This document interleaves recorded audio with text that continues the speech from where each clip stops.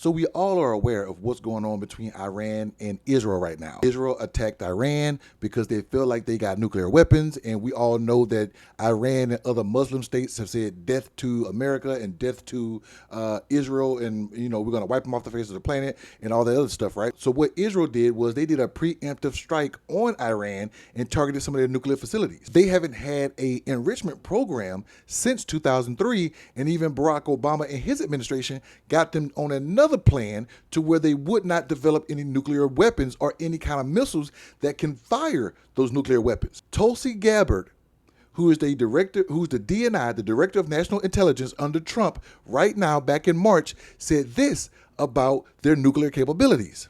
The IC continues to assess that Iran is not building a nuclear weapon, and Supreme Leader Khamenei has not authorized the nuclear weapons program that he suspended in 2003. Iran's enriched uranium stockpile is at its highest levels and is unprecedented for a state without nuclear weapons. And then Trump goes out and says this today. How close do you personally think that they were to getting one? Because Tulsi Gabbard testified in March that the intelligence community said Iran wasn't building a nuclear weapon. I don't care what she said. I think they were very close to having it.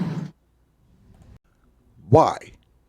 In Trump's first administration back in 2017, he had Republicans who had been lifelong Republicans, lifelong conservatives, people that were of sound mind and body and political skill and will, even though you didn't agree with most of their policies, and even though on the human side they were scum, some of them. Donald Trump had people in place to where they did not care to tell him no and say, Mr. President, we can't do that. Mr. President, we can't do this. We're going to violate this law or this statute or this precedent or whatever. He had those people in place, which is why all throughout the 4 years of his administration, people would leave and he would put someone acting in there because he wanted the ability to fire them or have them on temporarily and not have anybody that was nominated and approved by the Senate. So this time he said, okay, I'm not going to get those smarty art conservative, diehard Republican people in my cabinet.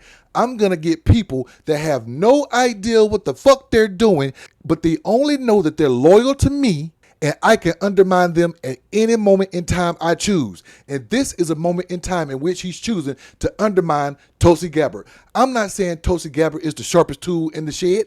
I'm saying that she's the Director of National Intelligence.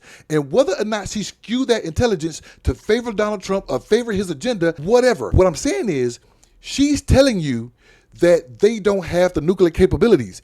And you are saying, I don't care what she says. Then why the fuck you got her in that position then?